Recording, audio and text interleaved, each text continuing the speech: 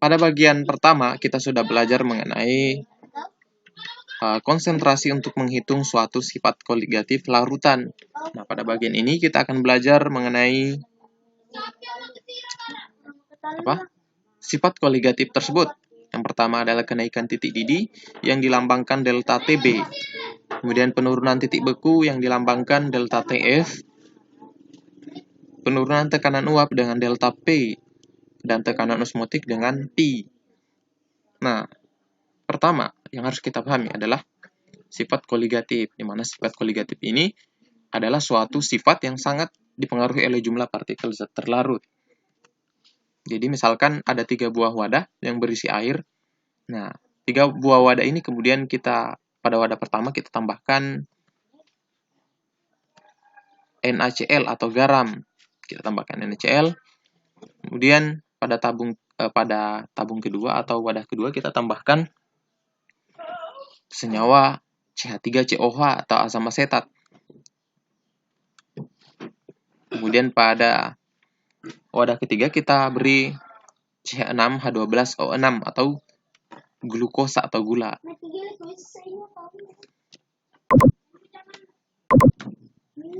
Nah, di mana konsentrasi dari zat terlarut ini atau senyawa yang akan ditambahkan ke dalam air tersebut, ya untuk garam itu konsentrasinya 0,1 mol atau molnya 0,1 mol. Kemudian asam asetat juga 0,1 mol dan gula juga 0,1 mol. Nah, dimana ketika NaCl ini kemudian dilarutkan atau ditambahkan ke dalam wadah, itu akan menghasilkan ion-ion Na+ dan Cl-. Ya, dimana jika kita hitung, maka pada bagian mula-mula NaCl itu kan jumlah molnya kan 0,1 mol. Na+-nya belum ada, Cl-nya juga belum ada. Ketika dia dilarutkan, maka dia akan terionisasi atau terdisosiasi membentuk Na+ dan Cl-. Ya, di mana 0,1 mol ya. Berarti dikurang 0,1 mol, terus di sini 0,1 mol dan di sini 0,1 mol ya, karena ini merupakan ya, terdisosiasi secara sempurna, harapannya cuma 1. Maka yang terionisasi sebanyak itu pula, berarti NaCl 0,1 mol, Na+ 0,1 mol, dan dihasilkan Cl- 0,1 mol. Nah, maka pada keadaan sisa atau setimbang, itu NaCl-nya akan habis, karena habis terurai semua.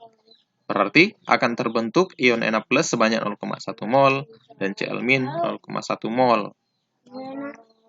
Nah, nilai ini kemudian akan dijumlahkan. Nah, totalnya itu dinamakan sebagai jumlah mol zat terlarut. Nah, jumlah mol zat terlarutnya kita totalkan menjadi 0,2 mol. Nah, wadah berikutnya, jika kita gambarkan melalui reaksi, ya, CH3CO atau asam asetat, itu dia kan asam lemah, maka harapannya dua arah, karena dia terionisasi sebagian. Berarti H+ ditambah CH3CO- atau CH3CO- ditambah H+.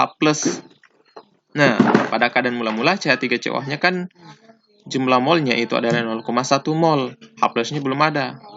Maka ketika dia dilarutkan, maka dia akan terdisosiasi atau ionisasi membentuk nah, ingat, karena dia adalah asam lemah, maka dia harus dikalikan dengan alfa atau derajat disosiasinya. Kita kan belum tahu berapa derajat disosiasinya. Nah, kalau yang tadi kan dia sempurna, penguraiannya sempurna, ya maka dikali dengan alfanya, ya alfanya sama dengan 1. Berarti kan rumus alfa adalah mol terurai per mol mula-mula. Nah, kita ambil sini nilai alfanya kan misalnya 0,1 karena dia adalah terionisasi sebagian. Berarti dia antara derajat disosiasinya atau nilai alfanya itu antara 0 dan 1. Kita ambil 0,1. Maka 0,1 itu dikali dengan mol mula-mula, berarti 0,1 dikali 0,1 mol itu akan menghasilkan 0,01 mol. Jadi nanti yang terionisasi itu sebanyak 0,01 mol CH3COH. Dan hasilnya akan didapatkan nilai H+ sebanyak 0,01 mol dan CH3CO- 0,01 mol. Nah, sisanya 0,1 dikurang 0,01 mol berarti 0,09 mol. Di sini dapat 0,01 mol, 0,01 mol. Kita totalkan, maka nilai NT-nya atau jumlah mol zat terlarutnya adalah 0,11 mol. Wadah ketiga itu kita tambahkan C6H12O6 atau glukosa atau gula. Nah, ya ternyata gulanya itu tidak larut. Jadi mula-mula kan molnya itu 0,1 mol. Nah, dia tidak terlarut ya. Berarti ketika dia terionisasi itu tidak ada yang terionisasi. Jadi tidak terurai ion-ionnya. Nah, maka sisanya ya sama 0,1 mol juga. Karena dia tidak larut. Maka nilai NT-nya itu adalah 0,1 mol. Ya, 0,1 mol NaCl, kesimpulan dari reaksi tadi, pada NT-nya kan 0,2 mol. Nah, dia merupakan larutan elektrolit kuat. Jadi dia terionisasinya sempurna. Nah, 0,1 mol CH3COOH, NT-nya kan 0,11 mol. Nah, dia terionisasi sebagian. Yang terionisasi sebagian merupakan larutan elektrolit lemah. 0,1 mol C6H12O6 atau gula. NT-nya 0,1 juga. Nah, dia tidak terurai menjadi ion-ion. Maka dia adalah larutan non-elektrolit. Nah, berdasarkan faktor Van Hoff, jadi ada ilmuwan bernama Van Hoff, itu mengungkapkan bahwasanya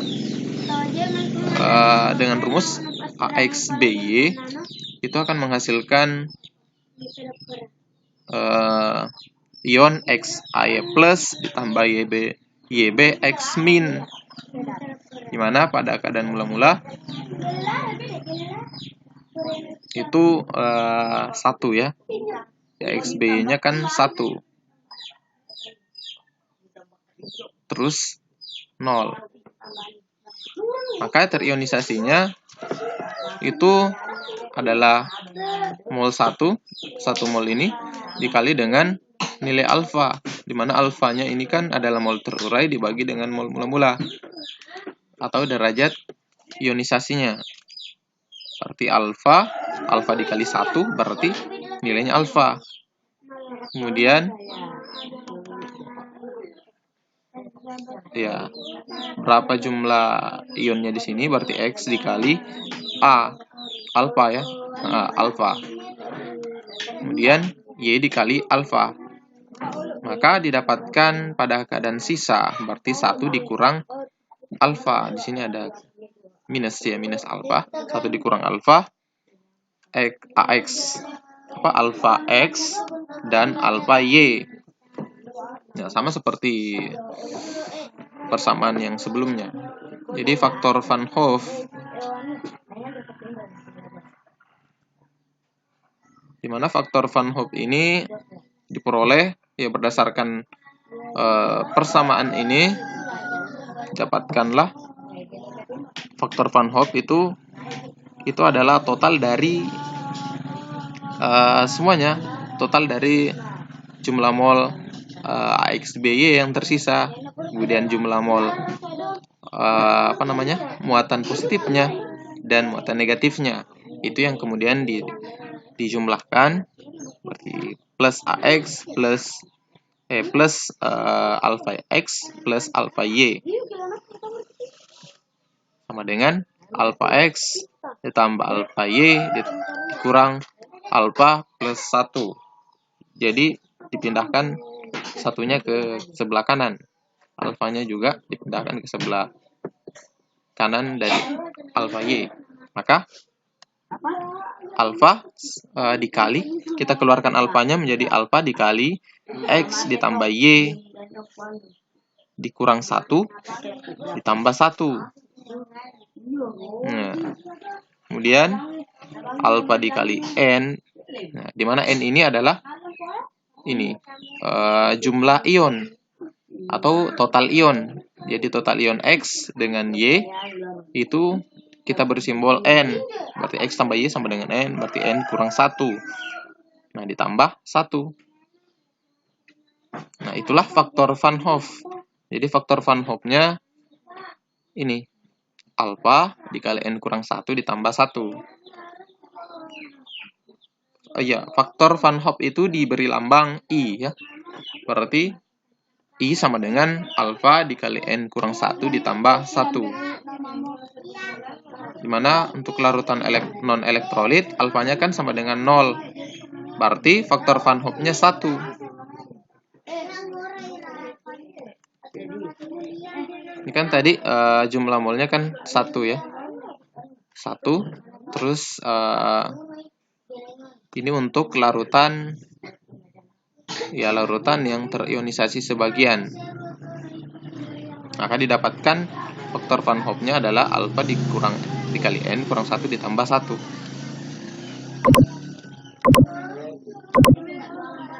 Nah, untuk larutan non-elektrolit itu derajat ionisasinya sama dengan 0. Karena tidak terionisasi.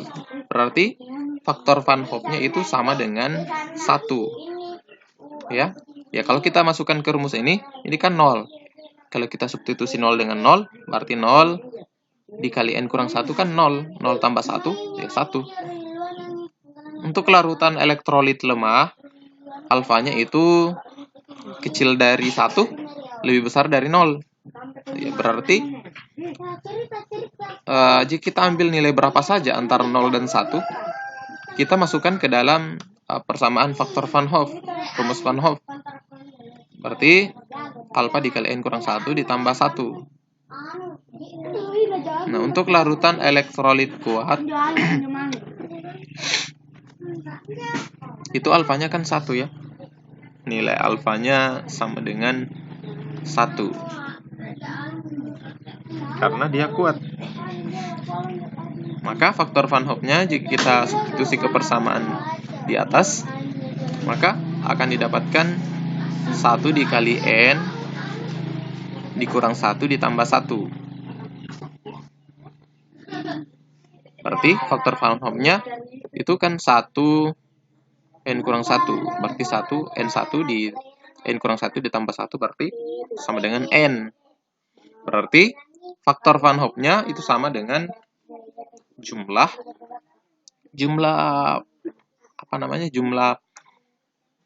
partikel positif dan partikel negatifnya. Atau menyatakan jumlah ion ya. Ya, maka NaCl itu kan terionisasi sempurna membentuk Na+ ditambah Cl-. Jadi ada dua ion. Ada ion Na+, ada ion Cl-. Berarti N-nya sama dengan 2. Nah, berdasarkan faktor Van Hoff, itu kan Nt jumlah molnya itu sama dengan N dikali faktor Van Hoff. Jadi nanti kalau misalkan ada soal, kalau dia elektrolit kuat, maka Nt-nya ya bukan yang langsung tertera di soal. Ya bukan, tetapi harus dikali dengan faktor Van Hoff-nya. Nah, faktor Van Hoff-nya itu I sama dengan N, di mana N untuk yang kuat di dalam hal ini NaCl kan ada 2 ion, jadi tergantung berapa ion, maka segitu pula faktor Van Hoff-nya. Jadi tidak langsung dimasukkan nilai mol yang tertera di soal. Ya, untuk elektrolit lemah juga seperti itu, harus dimasukkan faktor Van Hoff-nya. Nah, untuk yang non-elektrolit, ya tidak perlu dimasukkan faktor Van Hoff, karena faktor Van Hoff-nya kan sama saja dengan 1. Jadi berapapun dikali dengan 1, hasilnya tetap itu saja. Tetap sama ya. Nah, faktor Van Hoff itu kan sama dengan mol terlarut sama dengan jumlah ion dikali dengan faktor mol dikali dengan faktor Van Hoff. 0,1 mol NaCl intinya 0,2 mol. Dia adalah larutan elektrolit kuat. I-nya sama dengan N. Nt berarti kita substitusi Nt-nya kan 0,1 dikali 2 dikali sama dengan 0,2 mol. Jadi dimasukkan ke rumus ini. Rumus molnya kan 0,1 dikali dengan 2. Faktor Van Hoff-nya kan 2. Ya. I sama dengan N. Di mana NaCl ini terurai membentuk Na+ dan Cl-, berarti ada 2 ion. Berarti dikali 2 sama dengan 0,2 mol. Berikutnya 0,1 mol CH3COOH. Intinya sama dengan 0,11 mol. Ya, coba perhatikan yang tadi. Ini kan 0,1 dikali 2, hasilnya kan 0,2 mol. Nah, sama kan dengan bagian atasnya Nt sama 0,2 mol. Nah, kemudian CH3COOH itu Nt-nya yang didapatkan adalah 0,11 mol. Dan dia merupakan larutan elektrolit lemah. Faktor Van Hoff-nya itu ya sesuai dengan persamaan yang didapatkan, yaitu alfa dikali N kurang 1 plus 1. Ya, kalau nilai alfanya dimasukkan ke sini, kan antara 0 dan 1.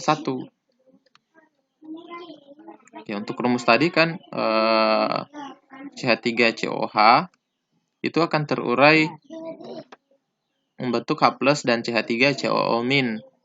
Dan dia reversible atau terjadi 2 arah reaksi. Berarti faktor Van Hoff-nya yang tadi itu kan 0,1 ya. 0,1 kita masukkan 0,1 dikali 2 dikurang 1 plus 1. Didapatkan faktor Van Hoff-nya sama dengan 1,1. Dimasukkanlah ke rumus yang tadi ini. Nt sama dengan N dikali faktor Van Hoff. Maka 0,1 dikali 1,1. Hasilnya adalah 0,11 mol. Sama dengan bagian atas. 0,1 mol C6H12O6. Nt-nya didapatkan adalah 0,1 mol berdasarkan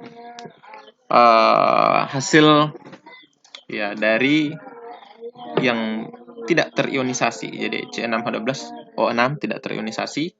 Jadi jumlah mol yang ketika belum dimasukkan dengan ketika dimasukkan ke dalam wadah itu sama saja, 0,1 mol. Karena tidak ada yang terionisasi. Dan dia bertindak sebagai larutan non-elektrolit. Nah, karena dia larutan non-elektrolit, ya otomatis kita masukkan ke dalam rumus ini. Alfanya kan 0. Berarti 0 dikali N kurang 1. Berapapun dikali 0, hasilnya 0 ditambah 1, 1. Berarti I-nya sama dengan 1. Dimasukkanlah ke rumus ini. Nt sama dengan N dikali faktor Van Hoff. 0,1 dikali 1 sama dengan 0,1 mol. Nah, sama dengan hasil pengurangan yang didapatkan tadi. Nah, tekanan uap jenuh. R itu menguap pada suhu berapa? Ya, ternyata air itu bisa menguap pada suhu berapapun. Nah, kemampuan menguap air ini yang dapat menguap pada suhu berapapun itu kemudian dipengaruhi oleh suhu. Jadi, ketika suhunya tinggi, ya semakin tinggi suhu, maka kemampuan menguapnya pun itu akan semakin tinggi. Nah, kemampuan menguap ini dinamakanlah tekanan uap jenuh. Tekanan uap jenuh dilambangkan P0. Jadi P air murni ya, yang belum bercampur dengan apapun. Itu dinamakan tekanan uap jenuh atau dilambangkan P0. Nah, misalkan ada sebuah wadah, di mana wadah ini ditutup ya, ditutup rapat. jadi isolasi. Jadi ada sebuah wadah. Nah, sebuah wadah ini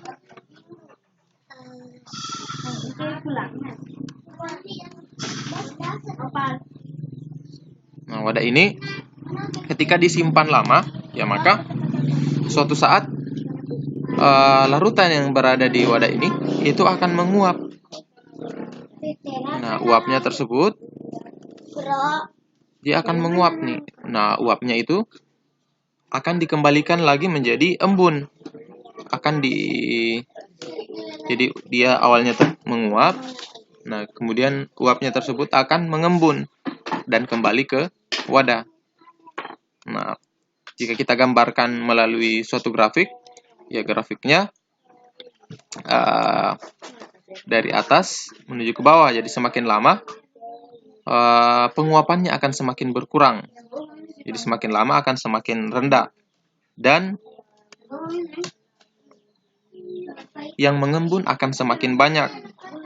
Ya, ketika jumlah penguapan dengan jumlah pengembunan ini sudah sama banyak, itulah yang dinamakan suatu keadaan jenuh. Jadi, ketika nilai penguapan dengan nilai pengembunan sudah sama, maka itu dinamakan sebagai suatu keadaan jenuh. Jadi, yang menguap dengan yang mengembun sudah sama, namanya jenuh.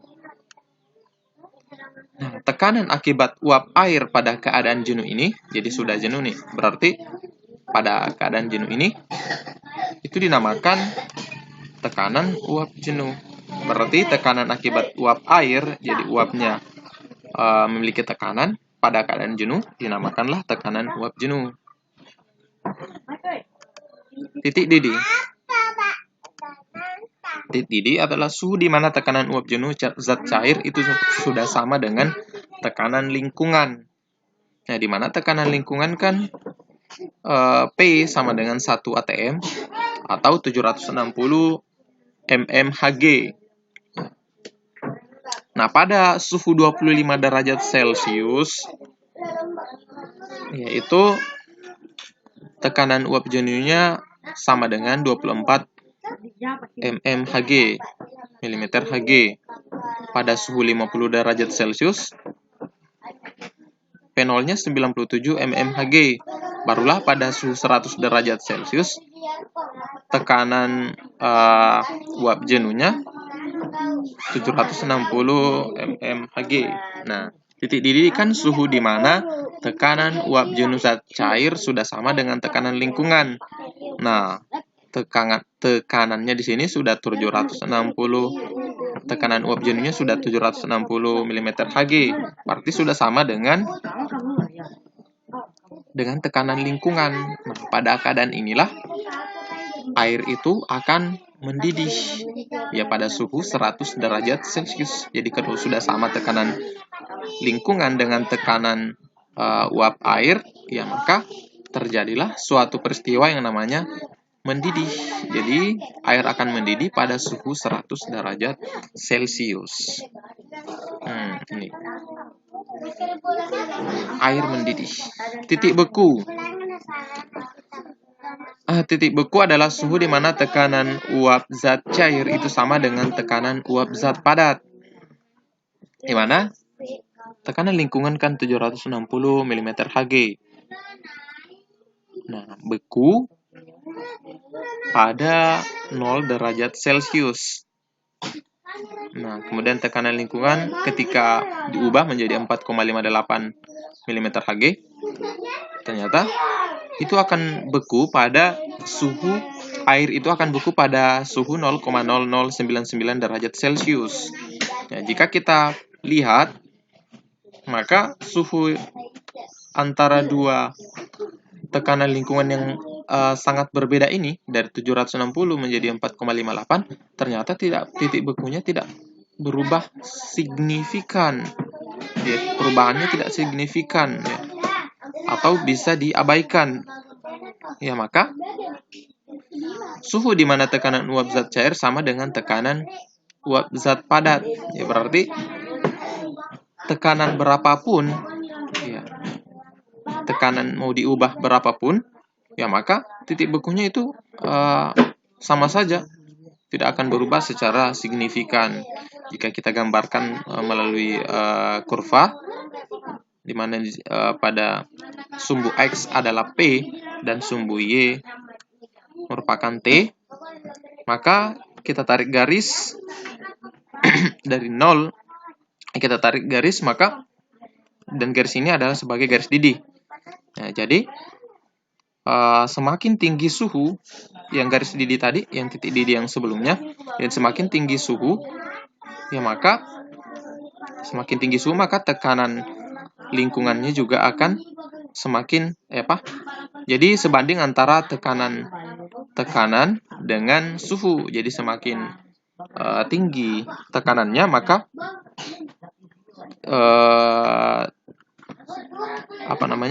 suhunya juga akan semakin tinggi. Dia akan mendidih tekanannya sangat tinggi, maka suhunya juga akan semakin tinggi, dan ini dinamakan sebagai garis didih. Nah, kalau ini dinamakan sebagai garis beku. Nah, di mana garis beku ini kan kita dapatkan fakta bahwasanya meskipun kita ubah tekanannya itu, maka titik bekunya, jadi ini tadi titik didihnya, ini titik bekunya, itu tidak akan berubah secara signifikan. Jadi tetap seperti ini, atau digambarkan dengan garis vertikal ke atas. Ini nggak berubah, tidak seperti titik didih ya. Semakin besar tekanan, suhunya, titik didihnya juga akan semakin tinggi. Ya, beda dengan titik beku. Nah, pada bagian ini dinamakan fase gas. Kemudian pada fase ini dinamakan fase cair. Dan pada fase ini dinamakan fase padat. Jadi, gas, cair, dan padat. Nah, di mana garis beku ini menunjukkan titik beku yang tidak berubah secara signifikan, ya, meskipun tekanannya diubah-ubah. Ya, jika kita tarik garis putus-putus dari garis beku ini, itu merupakan titik beku air, yaitu 0 derajat Celcius. Nah, kemudian kita tarik garis dari sumbu P ke sumbu T, maka titik ini dinamakan titik didih air, yaitu pada suhu 100 derajat Celcius. Nah, jadi semakin tinggi tekanan, titik didihnya juga akan semakin besar. Dan semakin tinggi tekanan, titik bekunya itu sama saja, tidak berubah secara signifikan. Nah, ada 3 fase. Pada fase ini, wujud suatu zat cair itu dalam keadaan gas. Pada suhu ini, pada fase ini dia wujudnya adalah cair, dan pada fase ini dia wujudnya adalah padat. Tekanan osmotik atau tekanan osmosis, di mana tekanan osmosis itu adalah suatu peristiwa di mana terjadi perpindahan molekul pelarut dari yang encer ke larutan yang lebih pekat. Jadi misalkan ada sebuah tabung U, di mana tabung U itu berisi tabung U yang ditambahkan suatu selaput semi permeable. Jadi ada selaput di sini, kemudian pada bagian ujung yang lain itu diisi larutan, dan yang pada bagian yang lain diisi pelarut. Dalam hal ini air. Nah, lama-kelamaan akan terjadi peristiwa osmosis, yaitu perpindahan larutan dari yang bertekanan yang konsentrasinya rendah ke